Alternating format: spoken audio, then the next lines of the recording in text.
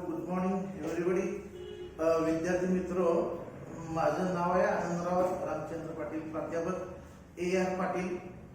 मी गोपाळकृष्ण गोखले कॉलेजमध्ये 35 वर्ष या ठिकाणी अकाउंटन्सी विषयाचं टीचिंग करून रिटायर झालेला आहे. या कालावधीमध्ये कॉलेजमध्ये 3 बॅचेस, त्याच्यामध्ये 3 वर्ग आहेत आणि प्लस घरगुती या ठिकाणी मार्गदर्शन, म्हणजे जवळजवळ हा अकाउंटन्सी विषय शिकवण्याचा माझा 38 वर्षाचा एक्सपिरियन्स आहे. आज तागात माझ्याकडून शिकून गेलेल्यापैकी जवळजवळ 15 विद्यार्थी या ठिकाणी CA झालेले आहेत. 3 विद्यार्थी CS पास झालेले आहेत त्याच्यामध्ये काय, आणि हजारो विद्यार्थी त्याच्यामध्ये या कालखंडामध्ये शिकून गेलेले आहेत. मी शिकवण्याचा नेहमी प्रयत्न असा असतो की विद्यार्थ्यांनी अकाउंटन्सी हा जो विषय आहे या विषयामध्ये पूर्वी 100 मार्काचा पेपर होता, 100 पैकी 100च मिळाले पाहिजेत, किंवा अकाउंटन्सीचा आता पेपर तुमचा 80 आहे तर 80 पैकी 80च मिळवले पाहिजेत असा माझा नेहमी प्रयत्न असेल. अगदी एखाद्या विद्यार्थ्याला डेबिट क्रेडिट जरी माहिती नसेल अशा विद्यार्थ्याला सुद्धा त्याच्यामध्ये आम्ही चांगले मार्क मिळवून देण्याचा प्रयत्न केलेला आहे. आणि डेफिनेटली तुमच्या ज्या अपेक्षा असतील शिक्षकाकडून अकाउंटन्सी विषयाच्या, त्या निश्चितपणे पूर्ण करण्याचा मी प्रयत्न करेन आणि पंत क्लासेसचं नाव मी उज्ज्वल करण्याचा मी प्रयत्न करेन त्याच्यामध्ये. बरोबर आहे. आता एक लक्षात घ्या, आपण इकडे बघणार आहोत 12वी अकाउंटन्सीचं. एक लक्षात घ्या, मागील वर्षी 11वी मध्ये आपण जे टॉपिक बघितलेले आहेत त्यातले 2च टॉपिक आपल्याला फक्त उपयोगी पडतात, आणि ते म्हणजे की आपल्याला जो डेबिट क्रेडिट म्हणतो ना, डेबिट क्रेडिटचे रूल्स आहेत बघा. डेबिट अँड क्रेडिट, पर्सनल अकाउंटचा रूल आहे debit the receiver, credit the giver. Real अकाउंटचा रूल आहे debit what comes in, credit what goes out. आणि नॉमिनल अकाउंटचा रूल आहे debit all expenses and credit all gains, incomes and profit. हे जे debit क्रेडिटचे रूल आहेत, हे रूल एक आपल्याला त्यामध्ये उपयोगाचे आहे. आणि दुसरा, शेवटी आपण वर्षाच्या शेवटी जो बघितलेला फायनल अकाउंट आहे, हा फायनल अकाउंट. हा फायनल अकाउंट मित्र माहितीसाठी सांगतो की इथून पुढे 12th आहे, 12वी स्टँडर्डला फायनल अकाउंट आहे. नंतर FY BCom ला फायनल अकाउंट आहे, इवन SY BCom ला फायनल अकाउंट आहे, आणि काही अंशी TY BCom. सांगण्याचा हेतू असा आहे, हा टॉपिक आपण असं काय स्टडी करायचा की नेक्स्ट इयरला तुम्हाला हा FY ला थोडंसं याच्याकडे दुर्लक्ष केलं तर चालेल, एवढा भक्कम आपल्याला टॉपिक करायचा आहे. हा जो टॉपिक पूर्वी आम्ही 20 मार्काला शिकवत होतो, सध्या तो 15 मार्काला आहे. आणि आणखी मला वाटतं नवीन सिलेबस मध्ये थोडा तो आकडा काहीतरी 12 मार्काला, 11वीच्या वर्गात तुम्हाला 12 मार्काला काहीतरी होतं बघा. FY BCom ला 20 मार्काला आहे, SY BCom ला 20 मार्क, आणि इथे तो 10 मार्काला आहे. फक्त फरक एवढाच आहे की 11th स्टँडर्डला तिथे तुम्हाला सोल ट्रेडरचा फायनल अकाउंट होता. सोल ट्रेडर म्हणजे की जिथं बिझनेसमॅन एकच, ओनली 1 पर्सन इज बिझनेसमॅन, आणि एकट्याचाच प्रॉफिट तिथं मांडला जातो, तो सोल ट्रेडर. 12th जो फायनल अकाउंट आहे तो पार्टनरशिपचा आहे. ते पार्टनरशिप म्हणजे काय, where more than 2 persons comes together आणि स्टार्ट बिझनेस ऍक्टिव्हिटी, याला आपण काय म्हणतो, पार्टनरशिप. म्हणजे इथं प्रॉफिट एकट्याला मिळत होता, म्हणजे profit belongs to only 1 person, आणि here profit belongs to minimum 2 and maximum 20%. हा पार्टनरशिपचा फायनल अकाउंट आहे. इथे FY BCom ला माहिती हीच आहे, फक्त याचा फॉर्म वेगळा आहे आणि तो सिंगल एंट्री म्हणून विचारला जातो. आपण लास्ट इयर 11th स्टँडर्डला सिंगल एंट्रीची बघितली की त्या सिंगल एंट्रीचा तो पहिली मेथड होती, स्टेटमेंट ऑफ अफेअर्स म्हणतात त्याला, आणि दुसरी मेथड आपल्याला इथं बघायची आहे, त्याला कन्व्हर्जन मेथड. अकाउंट तेच आहे, trading account, profit and loss account, balance sheet. इथं मात्र ऍडिशनल आता त्याच्या अपेक्षा भाग नाही. आणि SY BCom ला कॉर्पोरेशन म्हणजे कॉर्पोरेट अकाउंट आहे, म्हणजे कंपनी अकाउंट म्हणतो आपल्याला. कंपनीशी रिलेटेड याच्यामध्ये मध्ये बराचसा ड्रास्टिक चेंज आहे, पण मूळ बेस आहे तो मूळ बेस आपण इथं 11th किंवा 12th स्टँडर्डला बघितलेला आहे, तो बेस इथं कंटिन्यू आहे, फक्त फॉर्म बदललेला आहे. आणि TY BCom ला फार्म अकाउंटिंग नावाचे टॉपिक आहे. फार्म अकाउंटिंग, त्या फार्म अकाउंटिंगला 10 मार्काचा तो मुद्दा विचारला सांगण्यात हेतू असा आहे 11th स्टँडर्डचे अकाउंटिंग जे आपण बघितलेले आहे त्या अकाउंटिंग मधील rules for debit and credit आणि सेकंड फायनल अकाउंट अडचणी जे असतील त्यातलं आपल्याला फक्त बघायचं कुठला पार्टनरशिपचा बघा. हे झालं प्रिव्हियस जी इन्फॉर्मेशन तुम्हाला जी आहे इव्हन दो तुम्हाला हे डेबिट क्रेडिटचा मुद्दा जरी समाधान असला तरी सुद्धा आपण ती शिकवताना मी तुम्हाला माहिती व्यवस्थित त्याच्यामध्ये देऊ शकतो. आपण आपल्या मूळ सिलेबसकडे एक लक्षात घ्या फक्त एक करायचं आहे आपण कारण माझा या शिकवण्यामधला 38 वर्षाचा एक्सपिरियन्स आहे. फक्त आम्ही इथं जे वर्क देतो हे वर्क आपण जर घरी जाऊन फक्त अर्धा तास स्टडी केला फक्त अर्धा तास ज्यादा त्याची काही गरज नाही तरी सुद्धा तुम्ही डेफिनेटली प्रत्येक जणांना आउट ऑफ 80 मार्क त्यांना घेऊ शकता. काय फक्त अर्धा तास तुम्हाला त्याच्यामध्ये द्यावं लागेल. आपण त्यातला एक टॉपिक बघणार आहोत.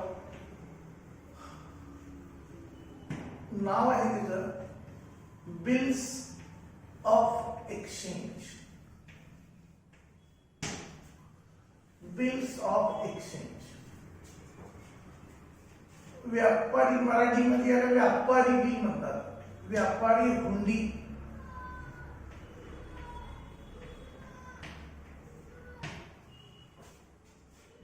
इथं शब्द दिलेले आहे एक्सचेंज. एक्सचेंज म्हणजे काय activity of buying and selling of the goods. आपण ट्रान्झॅक्शनची व्याख्या लास्ट इयरला केली आहे तेव्हा dealing between the two parties is known as काय ट्रान्झॅक्शन. म्हणजे ट्रान्झॅक्शन मध्ये ते एक्सचेंज आहे. म्हणजे इथं सुद्धा exchange activity between the two party regarding dealing the goods and cash is known as exchange. किंवा लास्ट इयर आपण ट्रेड या शब्दाचं मिनिंग बघितलं. ट्रेड त्या ट्रेड मध्येच आपण काय करतो dealing between the two parties activity of buying and selling of the goods. Seller sells goods आणि buyer buy the goods. Seller म्हणजे विक्रेता वस्तू विकायचं काम करतो आणि ग्राहक वस्तू खरेदी करायचं काम करतो. विक्रेता वस्तू देतो आणि त्या वस्तूचे पैसे ग्राहक कुणाला देतो विक्रेत्याला देतो. इथं एक्सचेंज झाला. कुणाला एक्सचेंज झालं बघा विक्रेत्याकडून गुड्स गेले आणि त्याच्या मोबाईलवर ग्राहकाकडून काय मिळालं ते कॅश. याला आपण काय म्हणतो एक्सचेंज. तर हा एक्सचेंजची रिलेट म्हणजे हा जो टॉपिक आहे हा टॉपिक याचा मूळ बेस असेल. हा मूळ बेस असेल काय असेल ट्रेड असेल. ट्रेड म्हणजे काय म्हणतो आपण व्यापार आणि मग त्याच्यामध्ये व्यापार म्हणजे याच्यामध्ये 2 पार्टी येतात. एक पार्टी असेल सेलर आणि दुसरी पार्टी असेल बायर. कारण एक्सचेंज म्हणजे व्यापार ह्या दोघांच्या शिवाय चालत नाही. मग हे seller sell the goods and buyer buys the goods. Seller to sell the goods. There are 2 types of transaction. Seller to sell the goods for cash and cash. Suppose myself is seller and you are a buyer असेल तर I have sold these goods to you. मी तुम्हाला ही वस्तू विकलेली आहे and you immediately pay the amount to me. तुम्ही मला लगेच ताबडतोब त्याचे पैसे दिले. बरोबर आहे. म्हणजे इथं हा जो ट्रेड आहे activity of selling the goods in the form of cash and cash. Immediately you are given the cash but sometimes seller sell the goods on credit basis in order to increase the values of production. जर तुम्ही नुसतं जर रोखीवर वस्तू विकतो म्हटल्यानंतर 20 तारखेच्या पुढे दुकान नाही उघडलं तर चालतंय आपल्याला.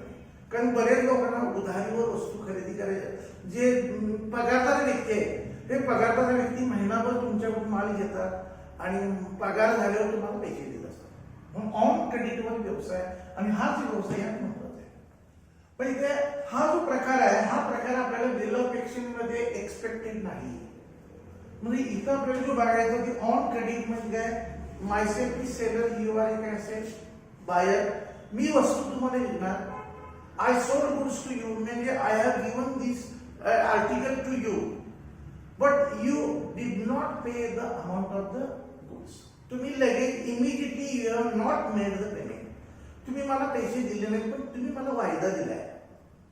तुम्ही मला वायदा काय दिलाय की in future I will pay the amount of the goods.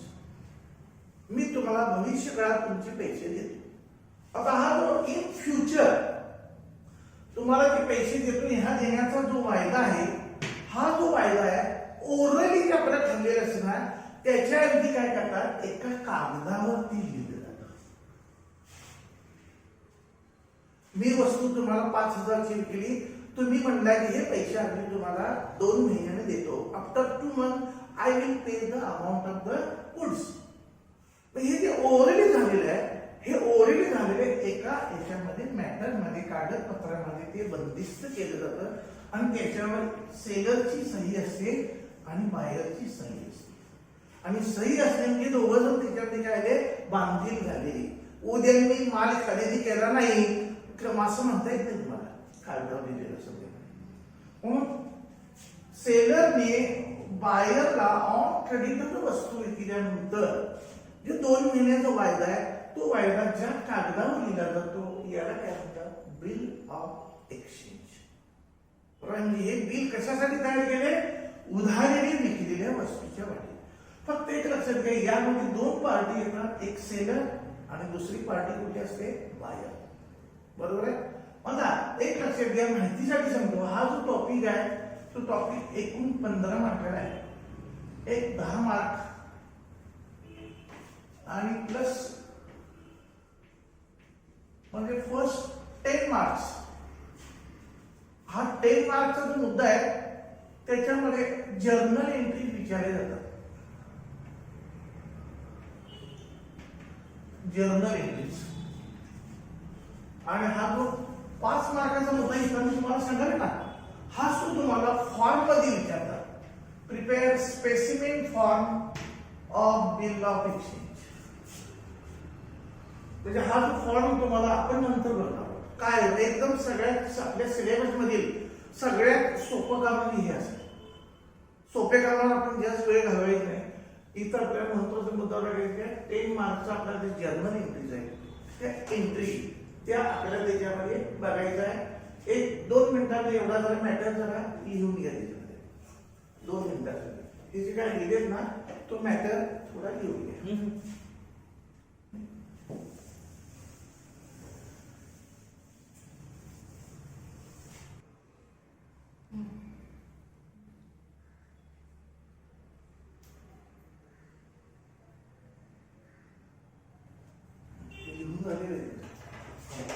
आता एक लक्षात हे तुम्हाला तिथे एक पार्श्वभूमी सांगितलेली आहे.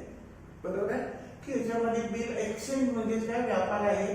सेलर आणि बायर अशा 2 पार्टी आहेत. सेलरनी ऑन क्रेडिटवर वस्तू केले, त्याच्याकडून पैसे घ्यायचे आहेत, म्हणून याची काय केले जाणार आहे, बिल काढले जाणार आहे. हा टॉपिक 2 पद्धतीने विचारतात.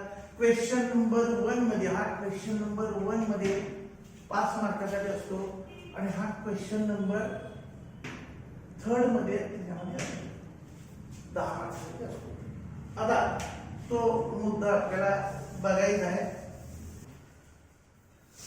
बिल ऑफ एक्सचेंज हा टॉपिक आपल्याला जर्नल मुद्दा आहे, तो मुद्दा आपल्याला बघायचा त्यामध्ये. आता एक लक्षात घ्या, इथं ट्रान्झॅक्शन तुम्हाला नेमकी काय आहे हे तुम्हाला अगोदर सांगतो. त्यामध्ये फर्स्ट ट्रान्झॅक्शन हे जोपर्यंत unless and until the seller sells the goods to buyer the transaction will not start. म्हणजे पहिल्यांदा मी तुम्हाला वस्तू विकल्या पाहिजे. मग वस्तू विकल्याशिवाय तुमच्या माझ्यामध्ये रिलेशन निर्माण होणार. म्हणून याचं पहिलं ट्रान्झॅक्शन काय होणार आहे, फॉर द गुड्स सोल्ड. पहिला मुद्दा असतो. मग ह्या टॉपिकच्या नेमक्या एंट्री काय आहे तुम्हाला सांगेल त्यामध्ये, नंतर आपण बघूया. त्यामध्ये दुसरा मुद्दा आहे की हे गुड्स विकल्यानंतर तुमच्याकडून मला पैसे आहेत, त्याबद्दल काय केले जाणार आहे, बिल काढलं जाणार आहे. म्हणजे इथं बिल काढलं जाणार आहे फॉर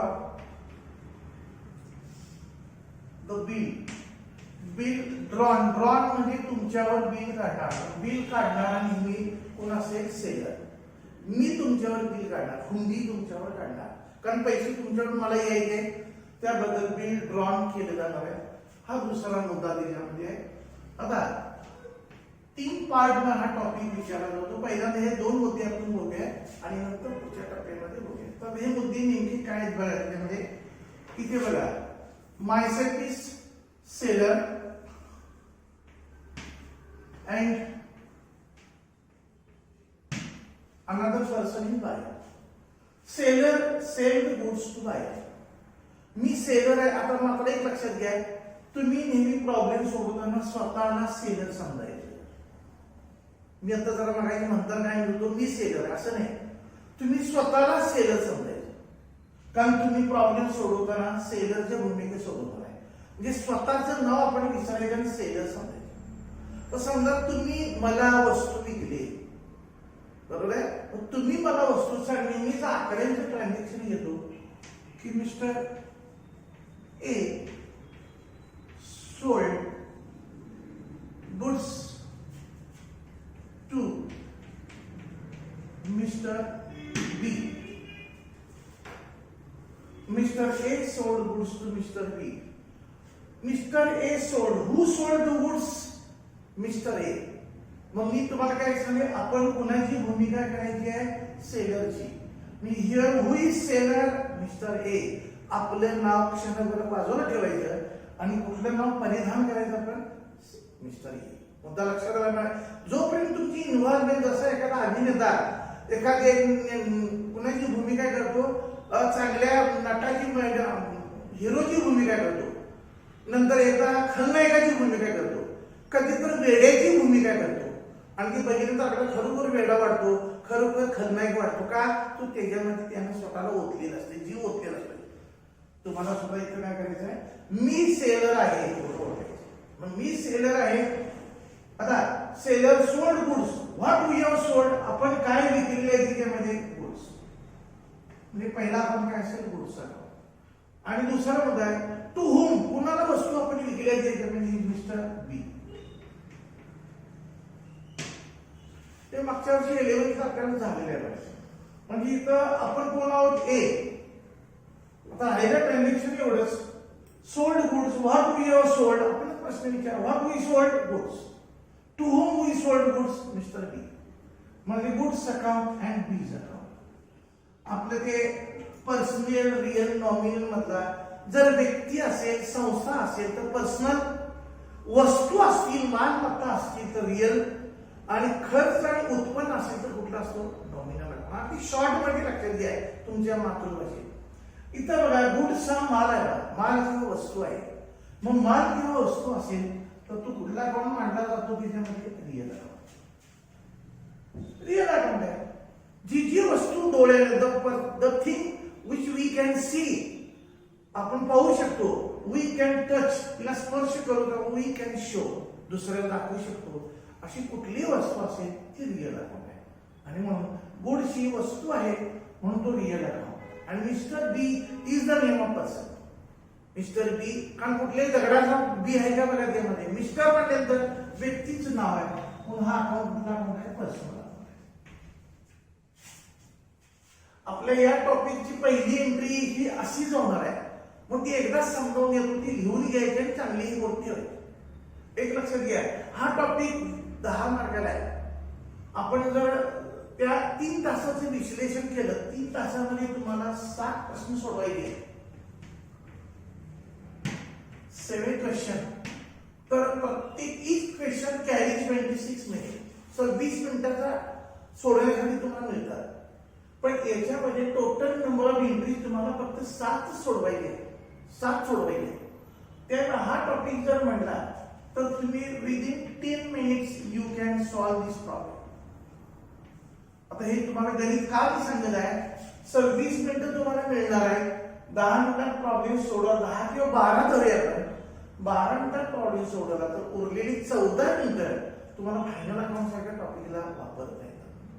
म्हणून हे एंट्री मी काय देणार, त्या एंट्री काय करायच्या, मी आता हे 2 एंट्रीज देणार आहे. त्या 2 एंट्री घरी जाऊन ते आपण काय करायचं, 10 टाइम्स लिहायच्या. 10 टाइम्स, 10 वेळा ती एंट्री लिहायची. बरोबर आहे. ही एंट्री कशी बनते मी तुम्हाला सांगतो. बघा, गुड्स अकाउंट, रिअल अकाउंट, बीज अकाउंट, पर्सनल अकाउंट, आता रिअल अकाउंटचा रूल काय आहे त्यामध्ये? Debit what comes in, debit what comes in and credit what goes out. हा रूल तर आपल्याला मागे आपण 11वीला बघितलेला आहे. किंवा अगदी मराठी भाषेत लक्षात घ्या, जी वस्तू आपल्याकडे येते तिला डेबिट द्या. सोपं किती काम आहे बघा. येणाऱ्या वस्तूला डेबिट द्या, जाणारीला क्रेडिट द्या. म्हणजे येणारीला डेबिट द्या, जाणारीला क्रेडिट द्या. आता here we are seller, myself is seller. आपण वस्तू विकायला लागलो. मग आपण वस्तू विकतोय त्यामुळे वेदर एक कन्झ्युमर गोज आउट. आपण वस्तू विकत असल्यामुळे ही वस्तू आपल्याकडून काय होणार आहे त्याच्यात गोज आउट. आणि म्हणून हे गोज आउट. मग जर कम्सिन असेल, if the comes in is there then debit will be given and goes out is there, credit will be given. मग इथं कम्सिन नाही पण goes out आहे. goes out असेल तर काय दिले जाते? त्याला क्रेडिट.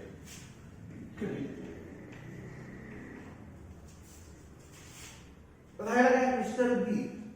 आपण कोणावर ए विकायला आलो, कोणाला बी ला, दुसऱ्याला मी माल विकला. मग पर्सनल अकाउंटचा रूल काय आपला? डेबिट द रिसिव्हर,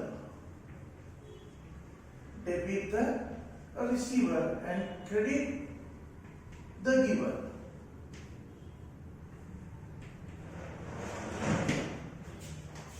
म्हणजे काय? जो आपल्याकडून घेत असेल, मी द्यायला लागले म्हणजे तुम्ही घेत आहात, तुम्ही द्यायला लागले म्हणजे मी घ्यायला लागले, असा विचार करायचा. Suppose if myself is receiver, another person is काय असेल? गिव्हर. आणि मायसेल्फ इज गिव्हर तर अनदर पर्सन इज काय असेल? रिसिव्हर. आता इथं तुम्ही कोण आहात? गिव्हर आहात. तुम्ही वस्तू विकायला आलात म्हणजे तुम्ही कोण आहात? गिव्हर. मग तुम्ही गिव्हर असाल तर समोरची व्यक्ती कोण असणार आहे? रिसिव्हर असणार आहे. आणि म्हणून इथे मी वस्तू कुणाला विकल्या? मिस्टर बी ला विकल्या.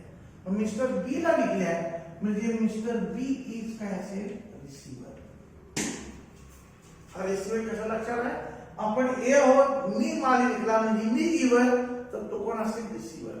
आणि जर person is a receiver then debit will be given.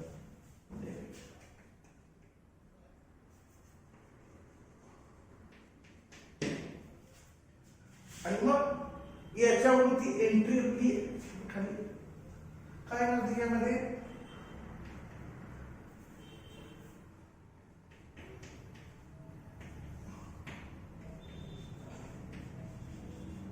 Debit to. आता इथं मात्र जरा मागच्या वर्षी तुम्ही स्टडी केला असेल, गुड्स हा शब्द डायरेक्टली लिहिला जातो. जर तो सोल्ड केला असेल तर सेल म्हणतात आणि परचेस केला असेल तर परचेस म्हणतात. पण इथे शब्द काय केलाय? सोल्ड केलाय. आणि कसा शब्द वापरायचा? म्हणून गुडच्या ऐवजी इन्स्टेड ऑफ गुड्स कुठला शब्द वापरला जाईल? सेल शब्द वापरला जाईल. अशी ती एंट्री तयार होते. तर ही पहिली एंट्री येणार आहे. जो कोणी बायर आहे, buyer account debit to sales account, अशी एंट्री आहे. हा जरा मुद्दा आपण त्याच्यामध्ये लिहून घ्यायचा आहे. हे ट्रान्झॅक्शन एवढंच आहे का? पहिल्यांदा शब्द हा घ्या. फॉर द, हा मुद्दा आपला चाललेला आहे असं समजा. For the good sold, for the good sold transaction हे असं आहे. हे शब्द लिहा, त्याचं हे एक्सप्लेनेशन आहे आणि त्याच्यावर ही तयार झालेली एंट्री आहे. एवढे जरा लिहून घ्या.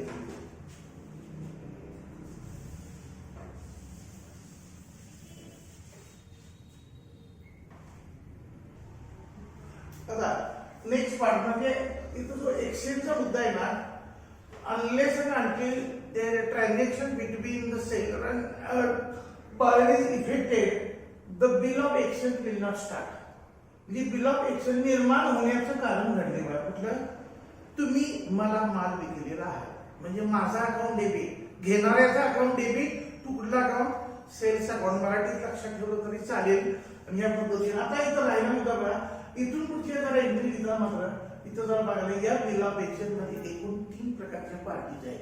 क्वेश्चन असा विचारतात, what are the parties in bill of exchange? एक मार्काने विचारतात, what are the parties in bill of exchange? Bill of exchange मध्ये पार्टीज किती आहे? तर त्या पार्टीज एकूण 3 पार्टीज आहेत. there are 3 parties.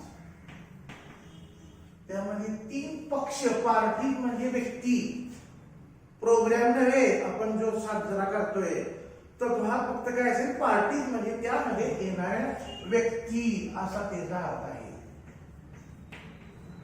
तर पार्टी म्हणजे सेलिब्रेशन चालू व्हायला तुमचं तिथं.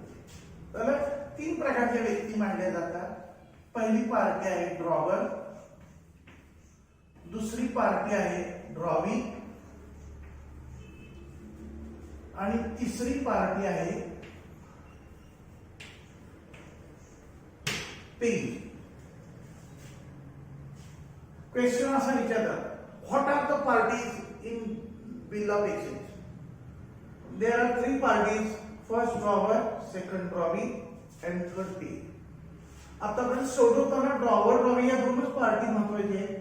नंतर हा फॉर्म बघणार आहे, त्या फॉर्मचे तुम्हाला पेईचं मी माहिती देतो. त्यामुळे आपण हे होते तेवढं करूया. कुठल्या कुठल्या पार्टीच्या किंवा ड्रॉवर, ड्रॉवी अँड पेई. बरोबर आहे. आता इथे पहिल्यांदा आपण ड्रॉवर म्हणजे काय, हु इज अ ड्रॉवर. ड्रॉवर कोण असतो याची डेफिनेशन करताना हा ड्रॉवर शब्द तयार कसा झाला, त्याच्या निर्मितीवरून ड्रॉवर शब्द तयार झाला. त्याची निर्मिती टू ड्रॉ या शब्दावरून तयार झालेली आहे. The origin of the word drawer is to draw. Origin, this is the origin. With the help of this word the drawer word is created. Origin काय त्याचं, ड्रॉ. आणि ह्याचं मिनिंग काय बघा, माहिती आहे तुम्हाला, ठिकाणी फक्त लिहून देतो. To draw means to write. Write म्हणजे काय करणे, लिहिणे. ड्रॉ म्हणजे काय, लिहिणे. किंवा सेकंड मिनिंग आहे त्याचं, प्रिपेअर.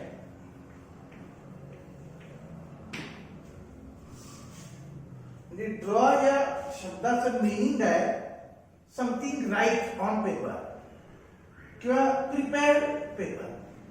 मी मगाशी तुम्हाला इथं उल्लेख केला होता, आपण नंतर फ्युचरमध्ये हा 5 मार्काचा फॉर्मॅट आपण पण तयार करणार आहोत. तेव्हा 5 मार्क आपल्याला मिळणार आहे. हा जो फॉर्मॅट इथं लिहिला जाणार आहे ना, ती लिहिण्याची process of writing this bill, process of preparing this bill is non as a draw. आणि या ड्रॉ वरून कुठला शब्द तयार झालाय, ड्रॉवर. जसं आपण ड्रायव्हर शब्द माहिती आहे, ड्रायव्हर म्हणजे काय, वाहन चालवणार. त्याचं ओरिजिनल वर्ड काय, ड्राईव्ह. ओरिजिनल वर्ड काय, ड्राईव्ह. ड्राईव्ह म्हणजे काय, वाहन चालवणे. टू ड्राईव्ह द व्हेकल, त्याला काय म्हणतात, ड्राईव्ह, चालवणे, वाहन चालवणे म्हणतो आपण त्याला. आणि त्याच्यावरून आपण त्या वाहन चालवणारा काय म्हणतो आपण, ड्रायव्हर. का तर तो वाहन चालवतो. तसं ड्राईव्ह वरून ड्रायव्हर शब्द येतो, तसं ड्रॉ वरून कुठला शब्द येतो, त्यामध्ये ड्रॉवर. मग ड्रॉवरचं ओरिजिन कशामध्ये आहे, टू ड्रॉ वर्ड मध्ये आहे, की ज्याच्यामध्ये टू राईट. राईटचं मिनिंग आहे टू राईट, लिहिणे किंवा टू प्रिपेअर. म्हणजे हे अशा प्रकारचे बिल लिहिणे किंवा ती तयार करणे, ही जी प्रोसेस आहे, ऍक्टिव्हिटी आहे, याला काय म्हणतात, ड्रॉ म्हणतात.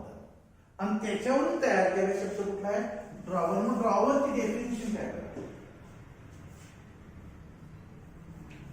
A person. आता इथे काय असेल तुम्हाला, ड्रॉ करणं, लिहिणे किंवा तयार करणे. मग हे बिल लिहिणाऱ्याला काय म्हणतात, ड्रॉवर. हे बिल तयार करण्याला काय म्हणतात, drawer. A person who draws the bill.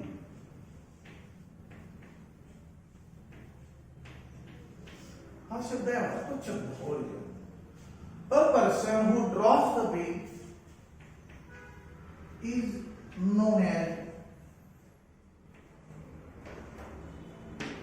is known as drawer.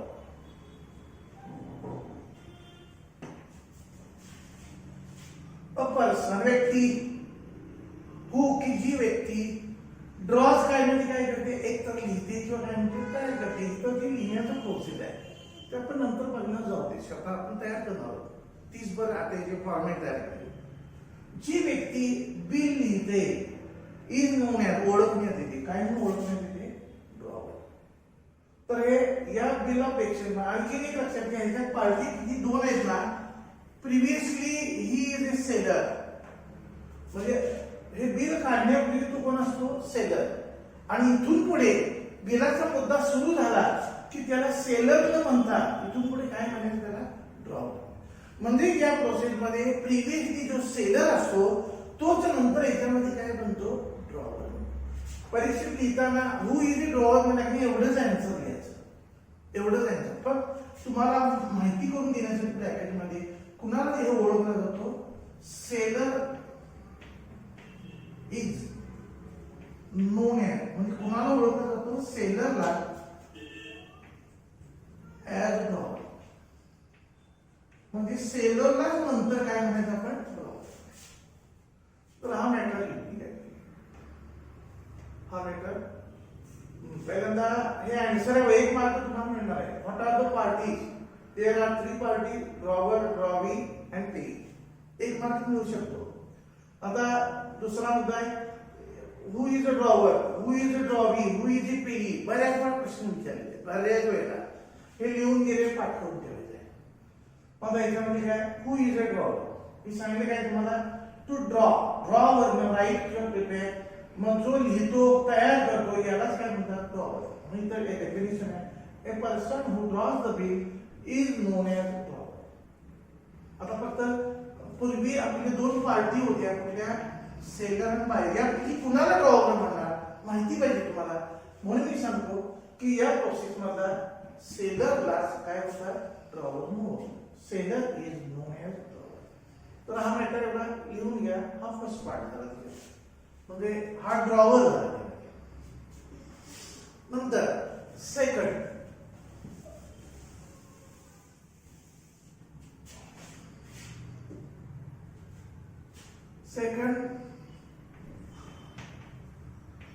who is a drawer.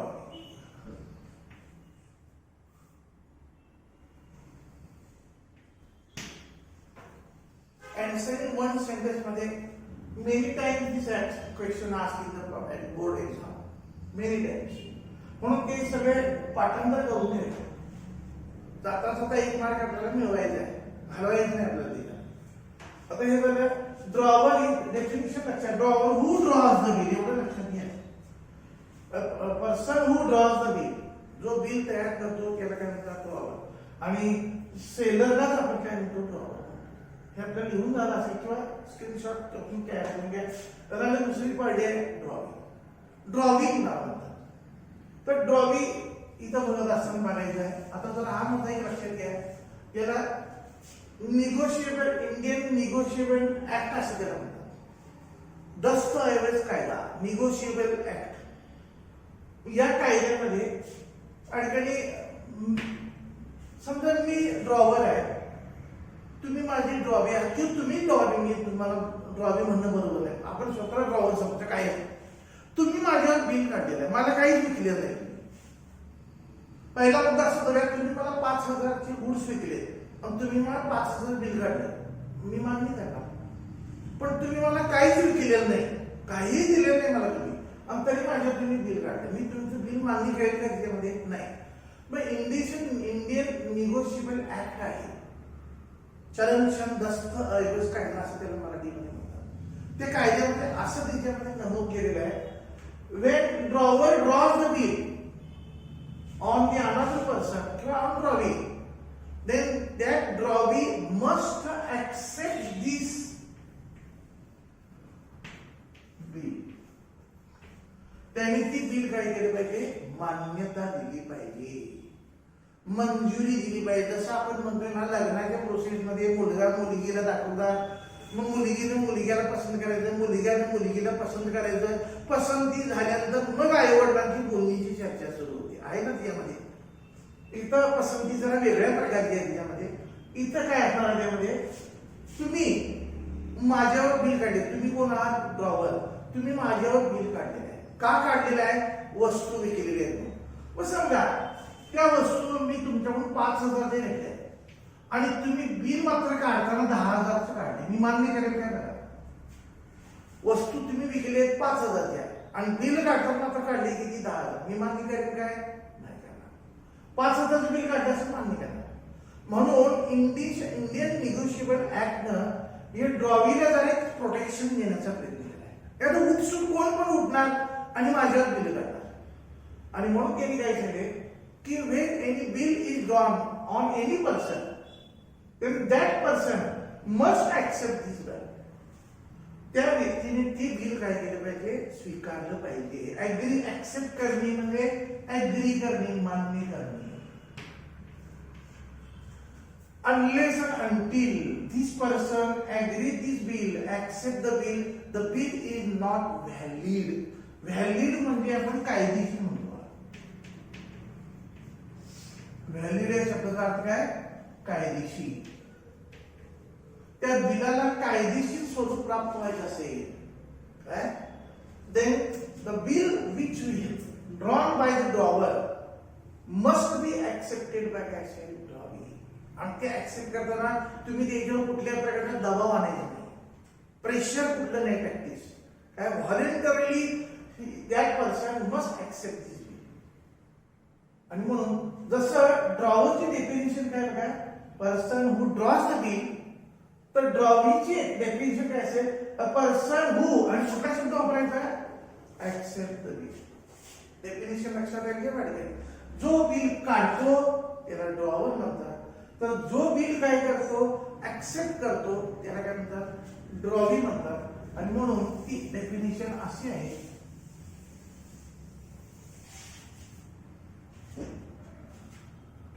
a person who accept, म्हणजे ऍक्टिव्हिटी त्याच्यामध्ये आहे. Activity of drawer is draws आणि ऍक्टिव्हिटी ऑफ ड्रॉवीज काय असेल? ऍक्सेप्ट. हा तयार करतो, हा मान्य करतो. A person who accept the bill is called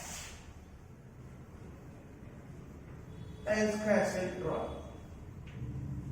जी व्यक्ती बिल काय करते? ऍक्सेप्ट करते. जी व्यक्ती बिल काय करते? ड्रॉ करते, केल्यानंतर ड्रॉवर. जी व्यक्ती बिल ऍक्सेप्ट करते, अग्री करते, मान्य करते, unless and until the drawee accept the bill is not valid. लक्षात ठेवायचं. म्हणून मग आता इथं मात्र एक लक्षात घ्या, मग अशा काय म्हणजे सेलर आणि बायर म्हणतात, ड्रॉवर कोण म्हणतात? सेलरला. तर ड्रॉवी कुणाला म्हणतात? त्यामध्ये बायर. आणि म्हणून आपल्या ओळखीसाठी जर एक्झाम मध्ये एक मार्काचा प्रश्न विचारला तर एवढंच आन्सर द्या. A person who accept bill is called as drawee. आणि आपल्या माहितीसाठी सांगतोय, बायर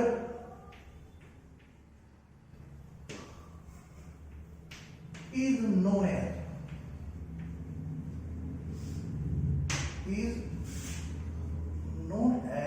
ड्रॉवी. म्हणजे among the two parties, seller is known as drawer and buyer is known as काय असेल? ड्रॉवर. तर ही डेफिनेशन आहे, ही डेफिनेशन लिहून घ्या. म्हणजे याच्या दोन पॉइंट जरा लक्षात घ्या. अ person who draws the bill is drawer, a person who accept the bill is drawer. दोन पाठ झाली पाहिजे त्याच्यामध्ये, किंवा आपल्याला पाठांतर करायला कंटाळा येत असेल तर 5 वेळा लिहून काढा, सगळ्यात बेस्ट. 5 वेळा लिहिताना मात्र उच्चार करीत घ्या, दोन पाठांतर याच्यावर अवलंबून आहे. हे माहिती जरा लिहून घ्या.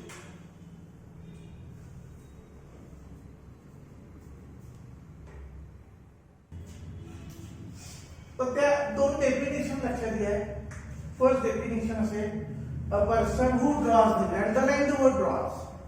अ पर्सन हु ड्रॉ. आणि एक लक्षात घ्या, प्रॉब्लेम सॉल्व्ह करताना तुम्हाला हे शब्द महत्वाचे आहेत, म्हणून तुम्हाला काय अंडरलाइन करायला सांगतोय. कारण तिथे देताना काय म्हणतात, mister X draws the bill on mister Y. Mister X draws म्हणजे ड्रॉ करून झाला drawer. Anil draws bill on mister Sunil. Anil draws bill म्हणजे अनिल कोण झाला? ड्रॉवर. सुनीता ड्रॉज बिल म्हणजे सुनीता कोण झाली? ड्रॉवर झाली. Babita drawers the bill, Babita कोण झाली? ड्रॉवर झाली. म्हणून हे शब्द पाठांतर केले पाहिजे तुम्ही. Person who draws the bill is known as drawer आणि सेलरला आपण काय म्हणतो? ड्रॉवर. आणि पर्सन इथं ऍक्टिव्हिटी बाहेर काय असेल त्यामध्ये ऍक्सेप्ट मान्य करणे. तुम्ही जे बिल माझ्यावर काढलेलं होतं ते बिल मान्य करणार म्हणजे त्याच्यावर सही करणार आणि ते तुमच्याकडे पाठवून घेणार. ऍक्सेप्टन्स गिव्हिंग ऍग्री म्हणतो आपण, मान्यता देणे. असे ते दोन मुद्दे आहेत. आता हा इथपर्यंतचा मुद्दा आपल्याला संपलेला. उद्या आपल्याला त्याच्या एंट्रीज झालेल्या आहेत. 3 एंट्री, एक लक्षात घ्या, एकूण 3 टप्प्यामध्ये हा टॉपिक बघायचा आहे. त्यातल्या फर्स्ट 3 एंट्री. तर एक एंट्री तुम्हाला मी मागाशी दिलेली होती. कुठली होती की बाय म्हणजे काय ते mister B account debit to काय असेल सेल्स अकाउंट मध्ये. तो आता बी मध्ये कोण झाला, ड्रॉवी झाला बघा. बघूया त्या परत अधिकाऱ्यांचा. ती पहिल्या टप्प्यामध्ये 3 एंट्री आहे माहितीसाठी सांगतो. पहिल्या टप्प्यात 3 एंट्री, दुसऱ्या टप्प्यामध्ये 6 एंट्रीज आहेत दुसऱ्या टप्प्यामध्ये, आणि तिसऱ्या टप्प्यामध्ये जवळजवळ 4 एंट्री. अशा 3 वेगवेगळ्या टप्प्यामध्ये बघायचे. जरी दुसऱ्या टप्प्यात 6 एंट्री असल्या तरी सुद्धा मी तुम्हाला शिकवताना तयारी करून घेताना 2 एंट्री मध्ये 6 देणार तुम्हाला. सांगणार 6 चे 6, पण लक्षात ठेवणार मात्र किती, आपण 2च लक्षात ठेवायचे. आणि म्हणून ह्या 3 हे 2 5 यातले सुद्धा वरची जी एंट्री आहे असा तो मुद्दा आहे. त्यातल्या पहिल्या टप्प्यातल्या 3 एंट्री आपल्याला उद्याच्या लेक्चरला आपण बनवणार आहे. तर झालेले वर्क आपण करत चला. जेवढं तुम्ही करायला सांगतो तेवढं जर व्यवस्थित केलं तर डेफिनेटली तुम्हाला अगदी चांगले मार्क त्याच्यामध्ये मिळू शकतील. Okay, thank you.